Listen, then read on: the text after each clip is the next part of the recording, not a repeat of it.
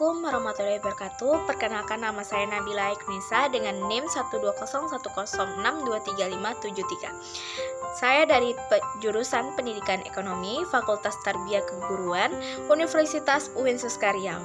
Di sini saya membuat video tugas akhir saya, yaitu kewirausahaan dengan materi citra usaha. Citra usaha. Citra usaha adalah evaluasi yang dilakukan oleh stakeholders melalui persepsi, gagasan, kepercayaan, dan kesan yang dibangun secara konsisten. Citra usaha sangat signifikan mempengaruhi keputusan membeli pelanggan. Melalui citra, usaha dapat menempati posisi yang baik di pasar, memperoleh keunggulan kompetitif yang berkelanjutan, dan meningkatkan jumlah pembeli sehingga citra tersebut melambangkan kesuksesan. Menciptakan citra usaha itu ada beberapa. Yang pertama itu ada kualitas layanan. Kualitas layanan adalah persepsi pelanggan tentang komponen layanan suatu produk yang menentukan kepuasan pelanggan. Layanan yang berkualitas sudah lama terbukti dapat membangun citra usaha. Bahkan kualitas layanan tersebut dapat menggantikan iklan dan pemasaran dalam pembangunan citra usaha. Yang kedua ada inovasi layanan. Inovasi layanan adalah penambahan nilai tidak berwujud pada penawaran yang dilakukan agar pelanggan mendapatkan manfaat dan pelanggan yang baru dan menarik, yang mempengaruhi perilaku membeli mereka. Usaha sangat membutuhkan inovasi layanan karena citra usaha harus berkembang dari waktu ke waktu. Usaha yang tidak melakukan inovasi layanan akan mengalami kesulitan untuk bersaing. Yang ketiga ada layanan elektronik. Layanan elektronik adalah layanan yang interaktif, berpusat pada konten berbasis internet, digerakkan oleh pelanggan, mengintegrasikan pelanggan dan usaha dengan dukungan proses dan teknologi. Layanan elektronik menjadi layanan interaktif yang melayani pelanggan dari hulu hingga hilir, yang dapat mempererat hubungan usaha dan pelanggan sehingga memberi peluang untuk terciptanya citra yang kompetitif. Yang keempat, ada kepemimpinan yang efektif. Pimpinan usaha yang efektif adalah pimpinan mempersiapkan karyawan untuk yang meningkatkan citra usaha melalui interaksi, motivasi, dan sinergi, serta mempengaruhi dan mengarahkan perilaku, keyakinan, dan sikap karyawan tersebut dengan cara yang efektif. Yang kelima ada keterlibatan karyawan. Keterlibatan karyawan adalah komitmen karyawan untuk meningkatkan citra usaha melalui pekerjaan yang dilakukan secara efisien dan produktif. Karyawan merupakan ujung tombak peningkatan citra usaha tersebut sehingga berperan penting untuk meningkatkan peningkatan tersebut. Keterlibatan tersebut diwujudkan dengan menjadikan pekerjaan sebagai kepentingan hidup dan harga diri. Yang keenam ada jaminan kualitas. Jaminan kualitas adalah jaminan terhadap produk dan jasa yang diberikan oleh usaha kepada pelanggan. Citra yang terbentuk dari pemberian jaminan kualitas akan membedakan usaha dari pesaing.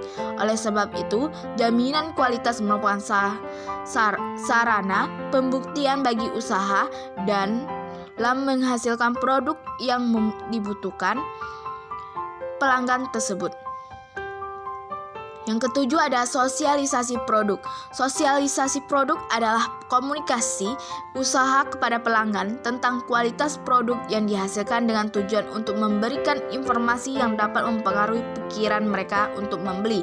Melalui sosialisasi tersebut, usaha dapat mengedukasi pelanggan agar dapat pengetahuan tentang kualitas produk sehingga menciptakan citra usaha. Materi pemasaran. 1. Sampaikan nilai dan visi perusahaan. Utarakan apa saja nilai dan visi perusahaan sejak pertama kali terjalinnya komunikasi antara Anda dengan calon kandidat. Kemudian biasakan untuk mendemonstrasikan nilai-nilai dan visi perusahaan tersebut sampai proses perekrutan berjalan. Yang kedua, ada bangunan interaksi sedari dini. Bukanlah sebuah hal yang aneh jika Anda menggelar event rekrutmen di kampus-kampus. Sudah cukup banyak contohnya di kota-kota besar seperti Jakarta dan Surabaya, di mana perusahaan ternama sekalipun mencari calon karyawan sebelum mereka lulus dari bangku perkuliahan.